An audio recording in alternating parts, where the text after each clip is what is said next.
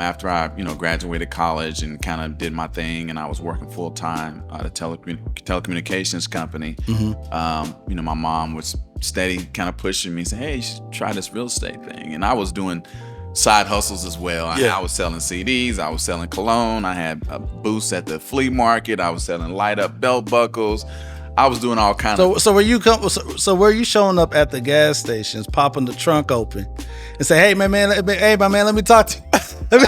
not that level of hustle. Okay. But I would do things to induce people so they came to me. Okay. And I just made sure I had the product.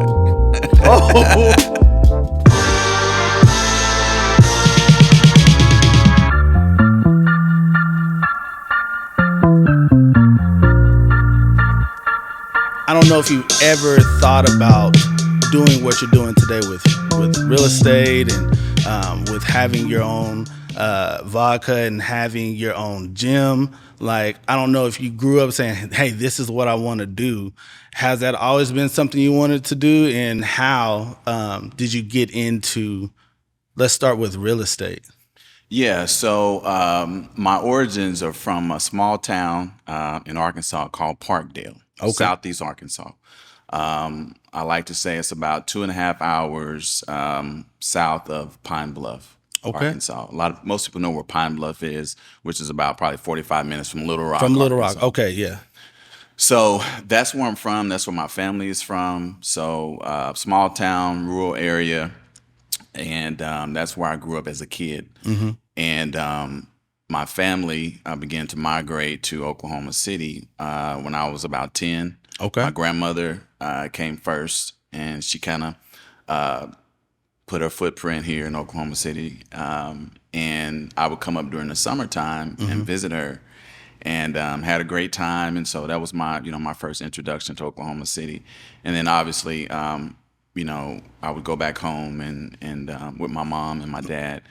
And then a couple years later, my grandmother, I guess, kind of convinced my dad to come up to Oklahoma City. And, smart woman. Yeah, he had finished school and kind of, he was working and things like that, back home, and it just wasn't yielding the results, in terms of probably what he wanted and what he saw for himself. Right. And so my grandmother convinced him to come up to Oklahoma City.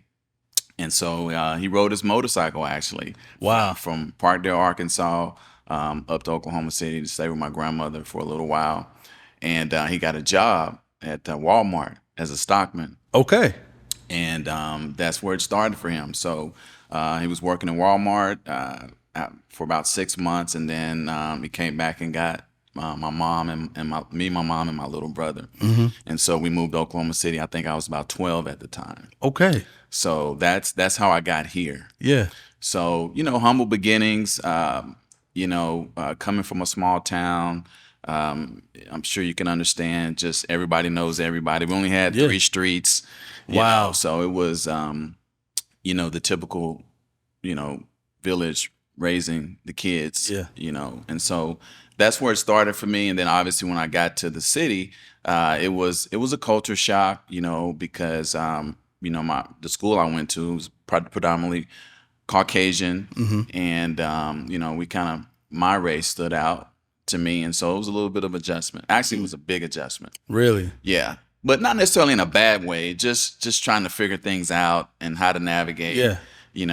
But I adapted, and so yeah, that's where it started. And I tell people all the time, I've always had a vision of being influential, even as a young kid. I've always had a vision and a dream about being an entrepreneur, owning my own business one day. Yeah. I always saw myself as just a shining star. Obviously, I didn't know what I would do and how I would do it and what that would look like.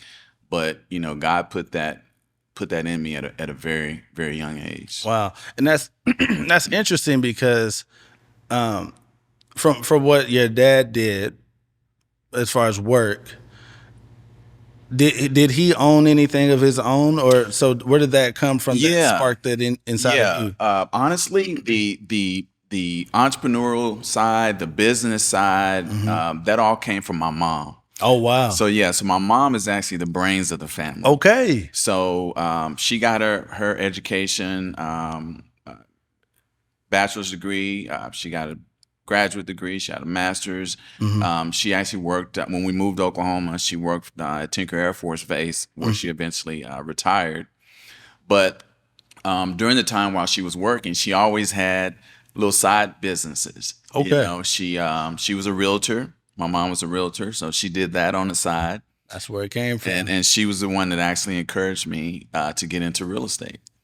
So after I, graduated college and kind of did my thing, and I was working full time at a telecommunications company, my mom was steady kind of pushing me, saying, "Hey, you should try this real estate thing." And I was doing side hustles as well. I was selling CDs, I was selling cologne, I had booths at the flea market, I was selling light up belt buckles. I was doing all kinds of. So were you showing up at the gas stations, popping the trunk open, and say, "Hey, my man, let me talk to you." not that level of hustle. Okay. But I would do things to induce people so they came to me. Okay. And I just made sure I had the product. Hey, if you out there selling cologne, whatever you're doing, make sure you're doing something that draws people to you. Absolutely. That way they're coming to you with a need and you just meeting a need. Yeah, absolutely. And that's where the marketing and advertising and all that stuff kind of comes into play. But yeah, so, my mom was what sparked the entrepreneurship and the business side of what I'm doing today. That all came from my mom. Man, that's amazing. And so I know you have your hands in a few different things, and I know you've done a lot of other stuff. Have you done anything like with banking, or what else outside of the stuff that I know about? Sure.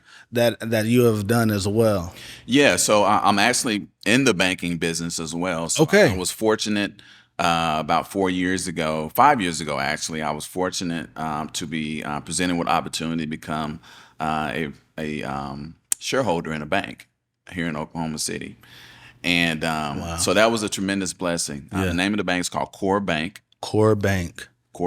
And so we're 5 years in right now. And so I'm a shareholder in the bank, heavily involved with not the day-to-day operations, but obviously the strategic growth of the bank and the team that we have and the leadership team. I'm engaged with them quite frequently just to keep a finger on the pulse of what's going on. Man, that's amazing. What are some things or hurdles you've had to overcome in just being your own boss?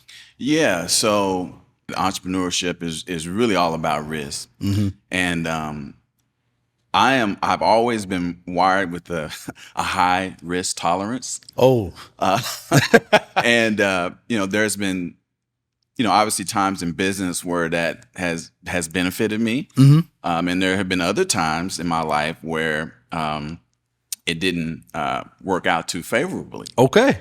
But I am who I am, Yeah. and I'm wired the way that I am. And so as you evolve, you just learn ways to manage the risk and manage the mindset around taking calculated risks versus instinctual compulsion type risks. Yeah. So, but in business, I tell people all the time, a lot of times we look at just success, right? Right. Learning from the success of other people. If you want to model someone, study them and learn about all the great things that they've done. Right.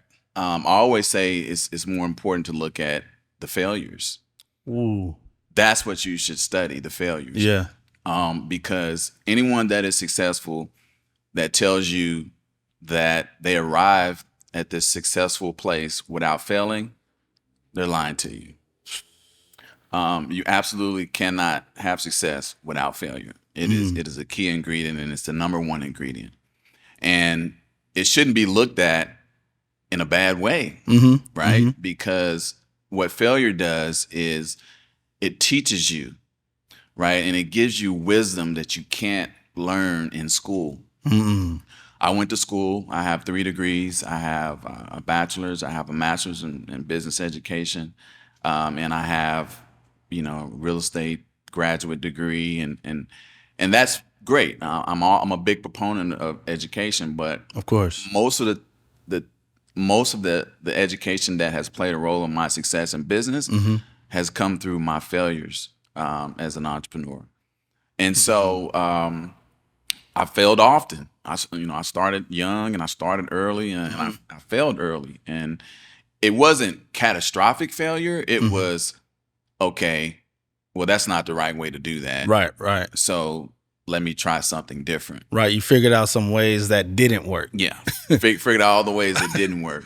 And although I had the examples and the possibilities were out in front of me in terms of my parents and things like that, I didn't have anyone kind of walking and guiding me and holding my hand and showing me kind of what to do and how to do it, because I'm in uncharted territories here. Yeah. Yeah. To step out on your own and walk away from a job and just put all the chips on the table. That part I had not seen before, because my parents, they still worked. Right. My dad worked 33 plus years at Walmart. He got that job as a stockman. He worked there 33 years until he ultimately retired. And my mom, she worked at Tinker, and she ultimately retired, and she had her thing going on, but nobody left the main thing. Wow. Nobody walked away from the main job. Yeah. So I was the first one in my family to do that. So I was kind of on an island by myself. Stepping out on faith. Yeah. Man, and that'll show you if you believe in something, especially even yourself, and then your faith in God, is if you not only with your mouth. Everybody can say they believe in themselves, like, yeah, I believe I'm gonna do this and that, trying to speak into existence, but you really speak it into existence when you move your feet. Absolutely. In a direction that that would validate your belief. Absolutely. Yeah, you have to take action. You know what I mean? And a lot of times you don't have to have, people think you got to have it all figured out, and on the front side in the beginning, and that's just not the case. The key is just starting, just getting started. And a lot of people really struggle with that. And you never have it all figured out. Right. You never ultimately have it all figured out. That means everything that's supposed to happen with everything and every time that it's supposed to happen. And it's like, that's insane if you actually think that you just have it all figured out. And so being, human enough to be human, and realize that there's many people on this earth that have done something maybe at a greater capacity or a different capacity that could help shape exactly who you want to be in that direction. And so you've had to pretty much pull on what you didn't have for those examples to be what you've been today. So with it not being shoulder to shoulder with you growing up, were there some books that you were into that you read or? Yeah. So I tried to read. I'm not a huge reader. I never really been a huge reader. I'm a visual person. I prefer to watch videos, and probably I have Audible on my phone and iPad. So I'd rather listen than actually kind of read. I digest it a little better. But there were a couple books that I read early on. One of them was called The Game of Life by Helen Keller. I haven't read that one. The Game of Life. And it's a short one, 10 and 10. Yeah. Straight to the point. Yeah, straight to the point. Yeah. And so it gave me insight. It gave me insight about how to show up as the best version of yourself. Like being able to be authentically who you are and taking pride in that. Because I think a lot of times what people have to understand is that we're all one of one. Yeah. Right? You can tell me everything you've done. You can show me everything you've done. Right. You can break it down in the most minute details. But at the end of the day, I still can't do it like you. Right. You know what I mean? Right. And so that book got me really comfortable. Got me really comfortable with just accepting who I am and kind of playing to my strengths. Yeah. So that really helped me a lot. And then when I got into business and real estate, I read Rich Dad Poor Dad. That's a popular book that a lot of people have read. Robert so it helped Kiyosaki. Robert Kiyosaki. So it helped me understand conceptually how money works. Yeah. And that kind of thing. Opened my brain about how I should be structuring my business and how I should be viewing money and things of that nature. So, but from there, man, it was really just the school of hard knocks, man. Like I'm in this thing, I'm hands on, I'm wearing multiple hats, I'm doing everything, and that's how you really learn. Okay. That's how I learned. Yeah. Yeah. I mean, if you are someone that's trying to force yourself to learn one way and you haven't exhausted other ways of learning, like audio, listening to an audio book or watching videos, having a mentor to help you get hands-on training, if you're just, trying to read books because you hear, leaders are readers, which is true, but also you have to know yourself enough to know, okay, what's going to make me move forward? Where are my hot buttons at? What gets me to the next step? What is holding me back, and what is actually getting me to the next step? And so I wanted to, because we talked about a little bit about real estate. I met you through OAC, and so you seem pretty fit yourself. Like you actually use the equipment at the gym that you are that you have, and so I feel like you can tie working out in that aspect and that mindset a lot to what you do in business. And so how is your physical training been a benefit to your life, and have you been consistent with that, or how's that? Yeah. So I've always been active in my life. I was, an athlete in high school. I actually got a scholarship to play basketball in college. I played for a year. So I've always been active in some form or fashion. And I don't mean to cut you off, but you said basketball, and I play a little bit myself too. Yeah. And so I felt kind of like the competitive rising up in me. So I just, maybe one day we need to go to TV sports. I love it. Absolutely. Anytime, man. Anytime. Make sure it's the court with the TV on it. Yeah, no, for sure. That's the only one we're creating content on. But so go ahead. You're in school, went to college, played ball. Yeah. So, from a physical fitness standpoint, to your question, the gym business was originally it was a real estate play for me. Real estate is my main thing. I've been doing that almost 22 years now, and I love real estate. I actually do love it. I don't just do it just for the money or just strictly for the business. I just love everything about it. I'm a deal maker. I'm a deal maker. I like putting deals together. I like, bringing in resources and just figuring things out. I'm a problem solver. So it gives me a rush, and speaking of being competitive, there's a certain competitive component to real estate. Yes. Right. And so you're competing with other buyers and other sellers, and you're competing with the market, trying to figure things out and get deals done. So I'm really passionate about real estate. And so the gym aspect was originally a real estate play. So I was working to acquire all of the real estate where the gym is located. And unbeknownst to me, the way that it ended up working out, it came with the business. Right. So I inherited a gym, a fitness business, and was already kind of somewhat up and running and going. And so I inherited that. And so I just really took the same mentality that I've taken with everything else that I've done in business and in my life. And if I'm going to do it, I'm all in. Right. And I'm going to do it with excellence, and I'm going to do it the way that I would do anything else that has my name attached to it. So, I went head first, trying to learn everything about the fitness industry, trying to figure out how I can obviously improve and grow Oklahoma Athletic Center. And it's been a year and a half now. Well, it's about almost 2 years. And I think, we've done a tremendous job. I mean, I don't know. I'll let other people speak on that. But the feedback that I get is, from pre-TB to post-TB. You know what I mean? It's made some tremendous strides, and we have some very lofty strategic plans of continuing to grow the gym in that particular business. But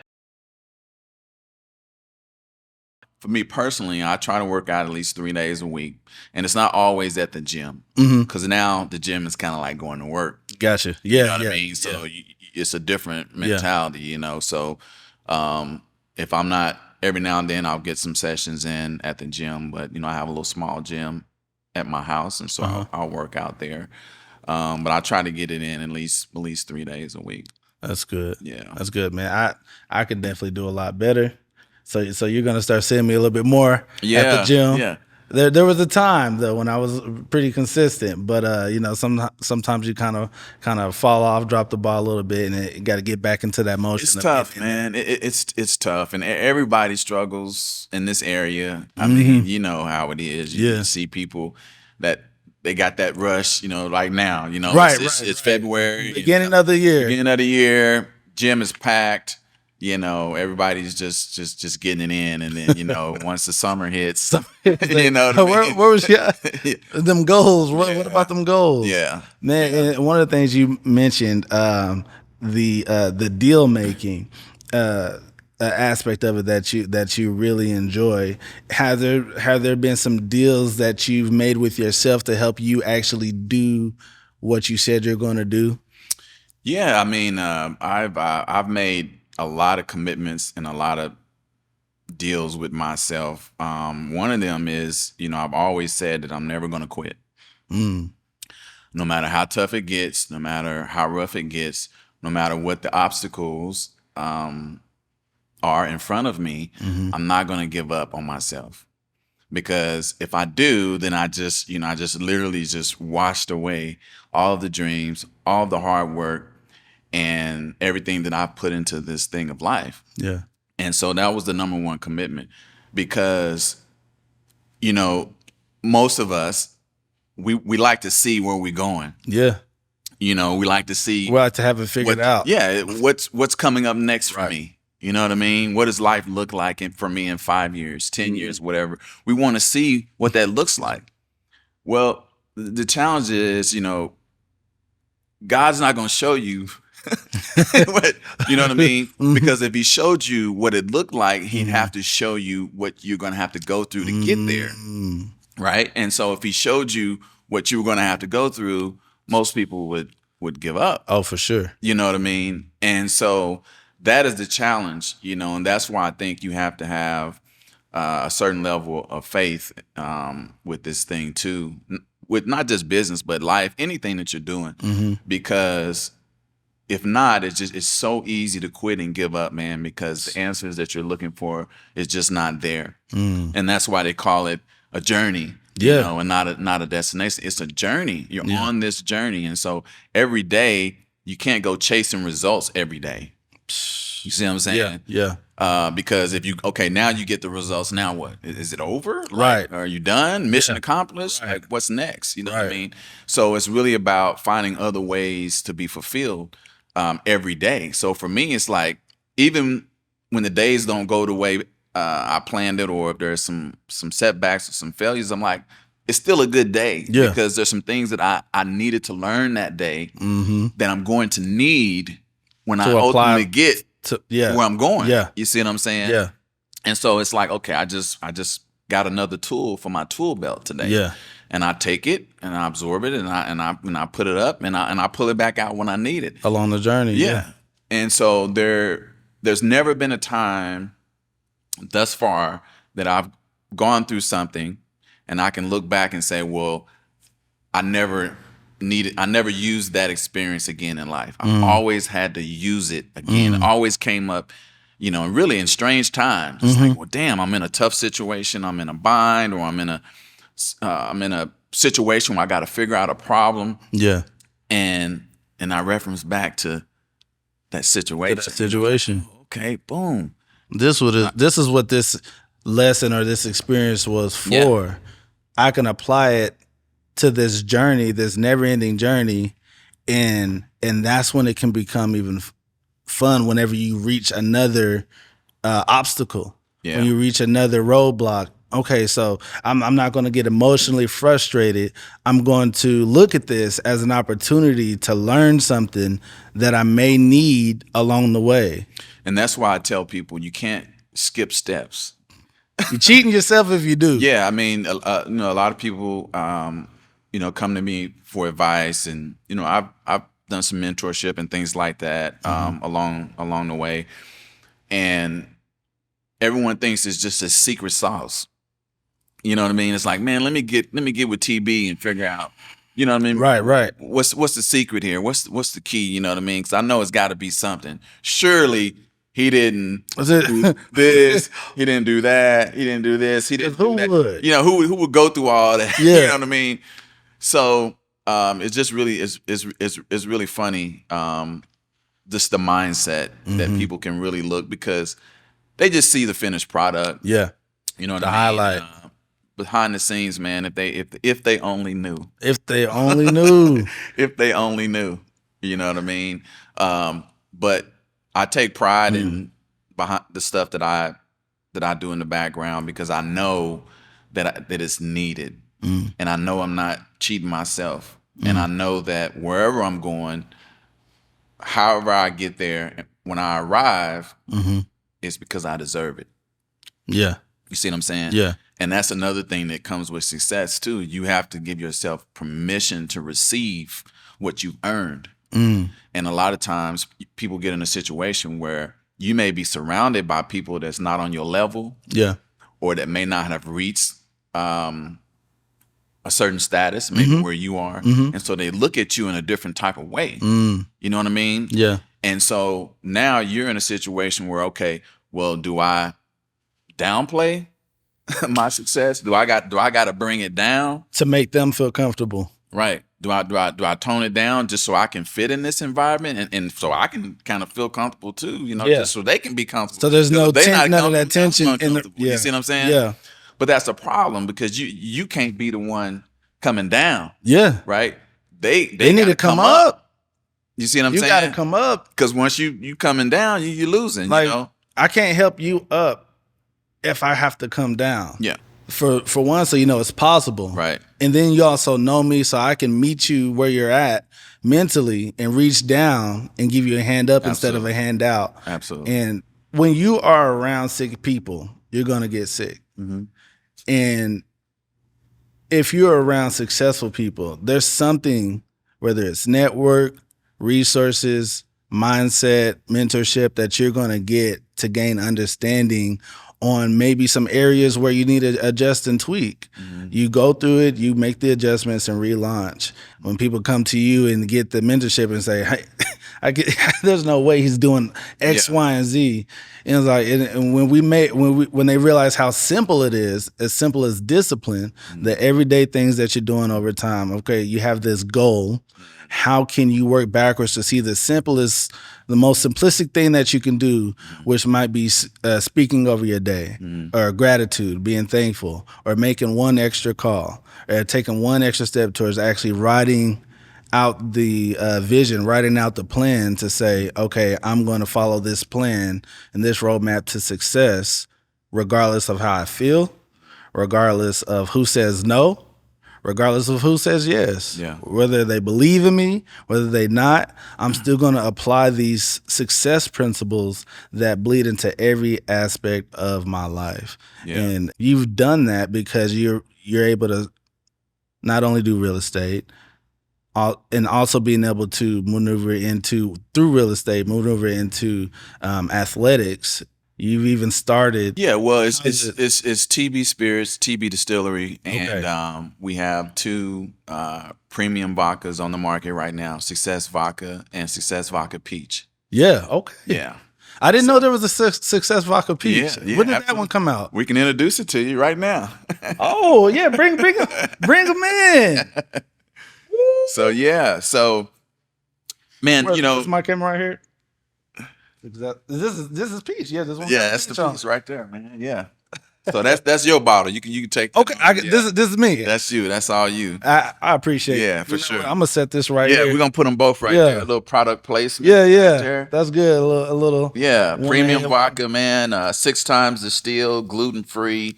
It's kosher. And it's so smooth. Say that again. Say it in my. Let's make sure. Yeah. Success Vodka Premium, 6 times distilled, gluten free. It's kosher. It's the best vodka on the market, man. I'm just not saying that because I own it. I'm saying it because it's real. Because it is. Hey, that man, that is. I hope you are not only listening to what he's saying, but if you are feeling his presence and what he's giving out. This is the people that you want to try to get around, that you want to surround yourself with. The mindset that it feeds off, only iron sharpens iron. And if you're hanging around dull people or people that aren't ready to be lit on fire to go get something done, like, you have to ration your time a little bit better with the people that you're around, and pay attention. You love them, but if they're holding you back, who's actually going to be able to, help you guys elevate to a higher destination? Because if you're not growing, you're dying. Yeah, you're preaching now. If you're not growing, you are dying. You're preaching, man. And it's really about getting uncomfortable. Getting comfortable, being uncomfortable, and that's where I think a lot of people struggle too. It's just like, we want to do things that feel good. We want to be around people that validate how we feel, whether it's right or wrong. Yeah. And so, but that's a temporary satisfaction. Yeah. You know what I mean? Ultimately, if you're trying to grow as a person, you're trying to mature, and you're really trying to get to where you want to be, to where you have that self-fulfillment from the inside, because everything works from the inside out. Man. You know what I mean? That's like, true. This is what we're doing now. I mean, this is just a visual, right? You know, you sharp, you got the nice kicks on, the fresh, crispy white tee. You know what I mean? I got on the, the breasted. Yeah. You know what I mean? Little rolly. Talk your talk. You know what I mean? It's but it's just a visual, Yeah. It's an add-on. It's just an add-on. Yeah. Like they say, it's not on me, it's in me, And so everything starts from the inside. And a lot of times people run away from that work that needs to be done. Yeah. Right. To sharpen the tools from the inside out. And that's part of the recipe too, where it's like, man, I can't teach you that. Like, I can't give you that. You know what I mean? I had to work really hard to get that, because me personally, I struggle with the same things that everyone else has struggled with. You know what I mean? Self-esteem issues, insecurities. I've dealt with all that stuff throughout this journey of mine. But I've found ways, and I've worked on those aspects of my life. And so what you see now is the results of that. You know what I mean? And it's not by happenstance. It's not just because I'm successful in business or just because I can look nice and look sharp. No, it's a complete product.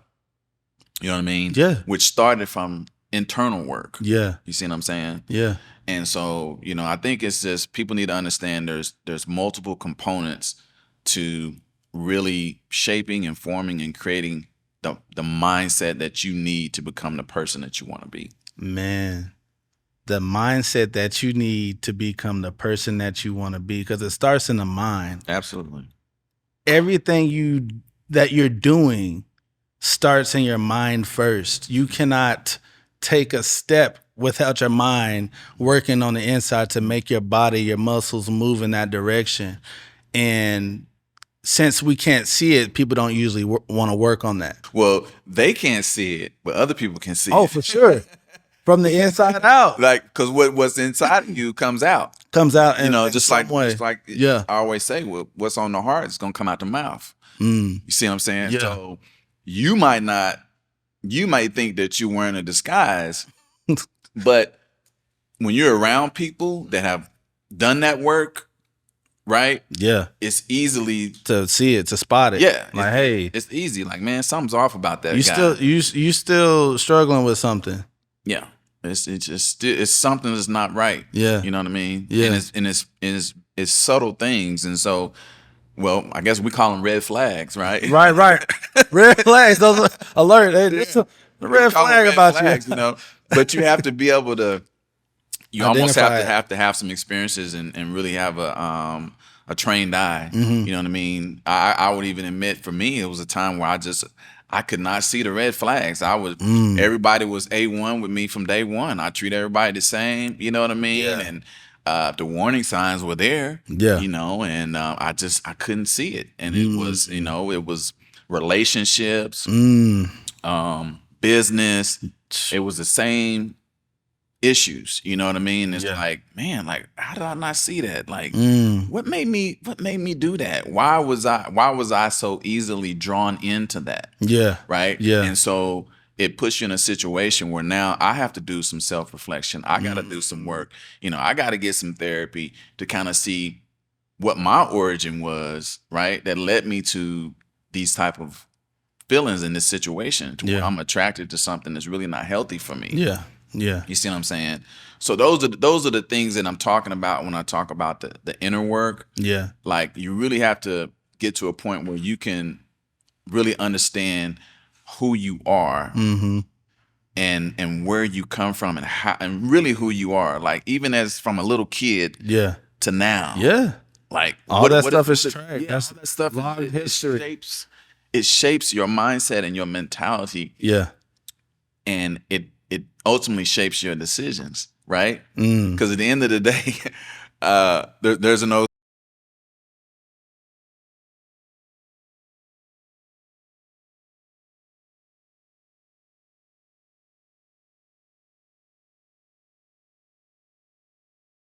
like our parents, but we will die looking like our decisions.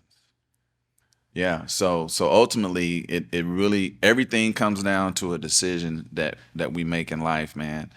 And it's really critical that we do that deep work. And for the record, I mean, I'm not a therapist, I'm not a philosopher, I'm not, you know what I mean? I'm really talking, when I'm speaking, I'm talking about what you've been through and what I've been through and what I've had to do. I'm not trying to tell anybody or judge anyone per se. Right. But I'm just being transparent in terms of my journey as a person and my growth and my evolution, and me being able to get to a place where I'm comfortable in my own skin and where I feel like this is the first time in a long time where I feel just as good on the inside as you look on the outside. And getting to that point, I think, like you said, being able to going through those different relationships, whether it be business or anything else, it reveals some things to you about you. Facts. So like your trials and obstacles come to reveal the man. And whenever that reveals itself, you have to pay attention so you can make the necessary adjustments before you relaunch in that direction that could hold you back, could destroy you. Absolutely. And there's so many distractions these days. So many, especially with social media. And, I mean, I tell people, you know, attention is the new currency, right? And so we're really not fighting for the bag. We fighting for attention. And it's a huge distraction. And what it is it enhances the disguise, because you can just, what they say, fake it till you make it. You can filter it out. You can AI it out. You can AI it in. AI it through. You know, whichever way you want to do it. Whatever you want to do, however you want to position it, however you want to present it, you have the tools to be able to do that. Yeah. And so now you look on the other side of the screen and it's nothing but eyeballs, and everybody's just watching, right? And they're digesting all this information. And especially for the younger generation, they think it's real. Yeah. They think it's all real. Because that's what they grew up in. You know, I have to tell them, you know, it's like, man, look, that's not reality. That is not. You know what I mean? It's good entertainment, but it's not how life really works. And so then what happens is you don't want to buy into that. And so now you have to kind of deal with life on your own, and it's not going the way that you want it to go. Now, guess what we have? This new thing now is depression. I don't say new thing. I mean, it's been around forever. Yeah. It's at an all-time high. Yeah. Mental health issues is at an all-time high. Yeah. Right? And I think my personal opinion is that a huge contributor to that is just people buying into this fake reality. You know what I mean? Yeah. It's causing people to really, really, really fall into a deep mental depression because they can't seem to find a way out, because you can't run from it. Yeah. because as soon as you think, okay, I'm feeling better, I'm here, I'm there, I got to change my mindset about this, you turn on the TV, you open your phone, you open the laptop, whatever, boom, it's Whatever right there in front of screen, you it's again. right there in front of And you. it's like, damn, I can't even get ahead because every Can't get time I'm ahead. trying to, here come this motherfucker. Yeah. You know what I mean? Talking about, you know what I mean? Yeah. Now I feel, shamed again, or I feel depressed again. Yeah. So it's really it's a precipitous drop off, man, in terms of at least how I grew up and so forth to where it is now. Yeah. And I don't have the answers. I don't know how to kind of fix it. I don't have the solutions, but I'm definitely open to doing any and everything that I can, at least by acknowledging it, because a lot of people won't even acknowledge it. Yeah. That it exists. Yeah. But it's real. It's very real, and you have to pay attention, because if you are someone that is being highly affected in a negative way whenever you are viewing social media, whenever you're looking at someone else's life, it's because you're not really paying attention to your own. And so if you're watching, and that makes you feel this way, that should be an indicator that, hey, what I'm watching is affecting heavily how I feel. So if I change what I'm watching, that could be a solution to me feeling what I'd rather feel if I had the choice. So you always have a choice in what you want to consume through your eye gate, through your ear gate. Absolutely.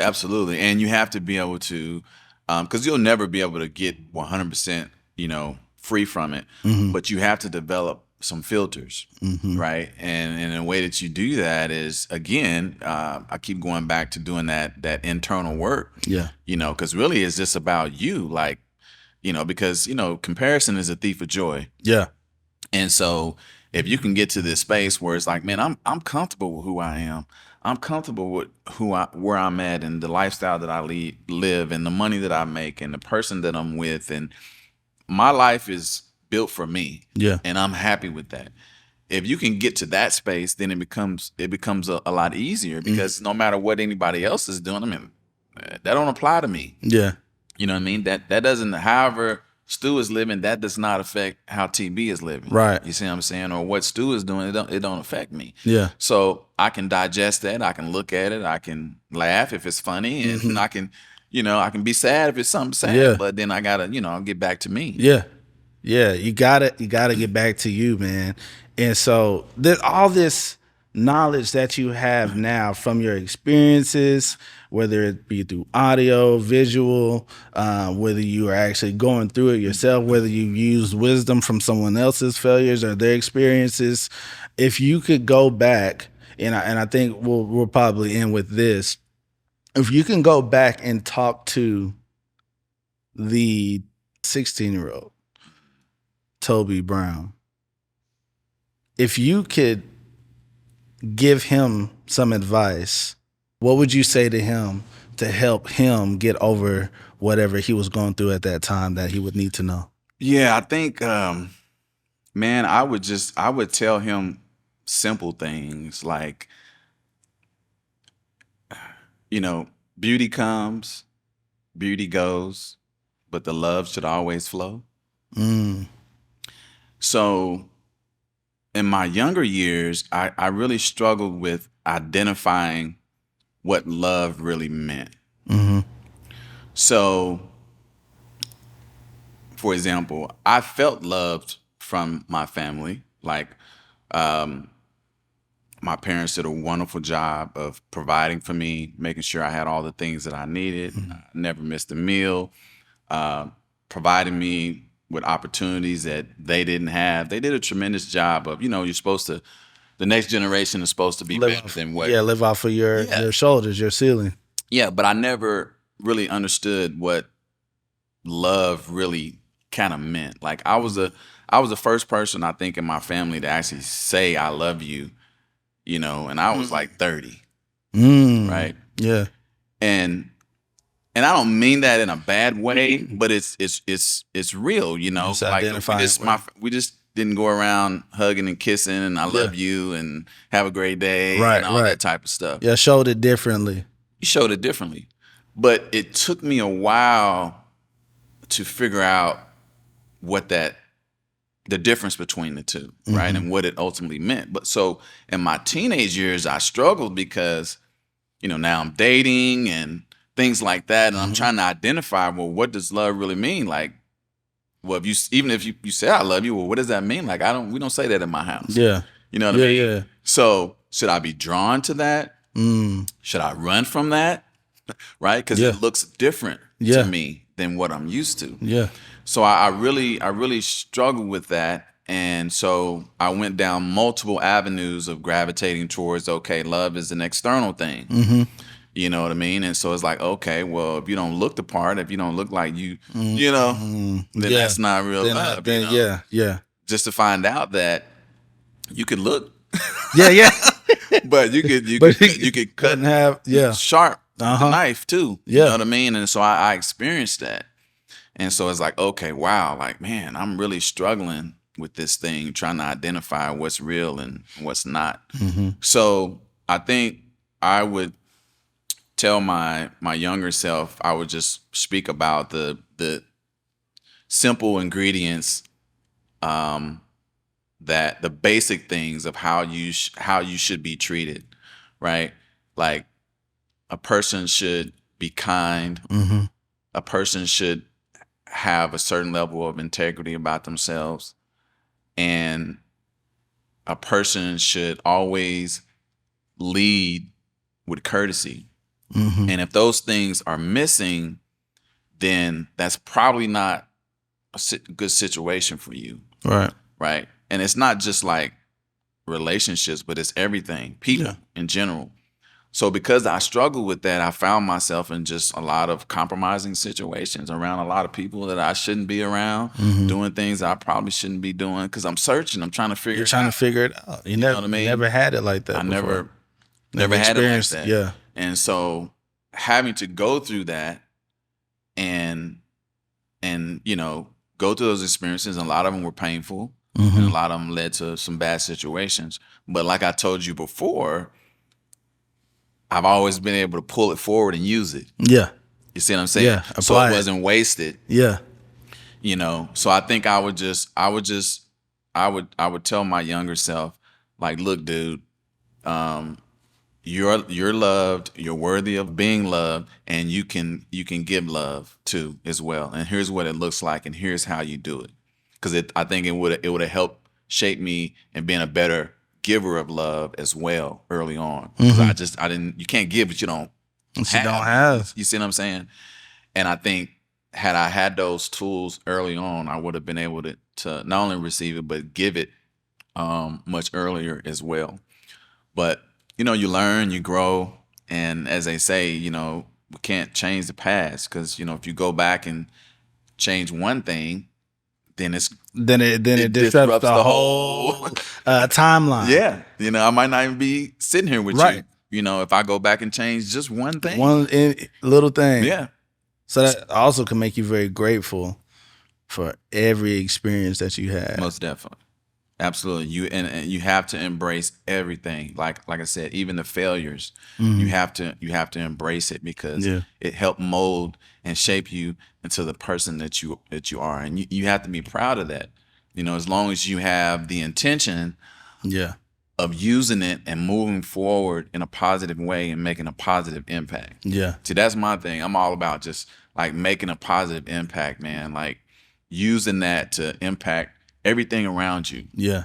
Everything that you touch, it should have some type of positivity attached to it. Like, I try to surround myself with positive people, with people that work for me. Yeah. I look for positivity. If I'm hiring somebody, I look for positivity. You can have the skills, the knowledge, the book smarts, the whatever. You may be able to do the job better than anybody else. But if you're negative and prideful, and you don't have good communication skills, and you don't know how to communicate well with other people specifically, you can't work for me.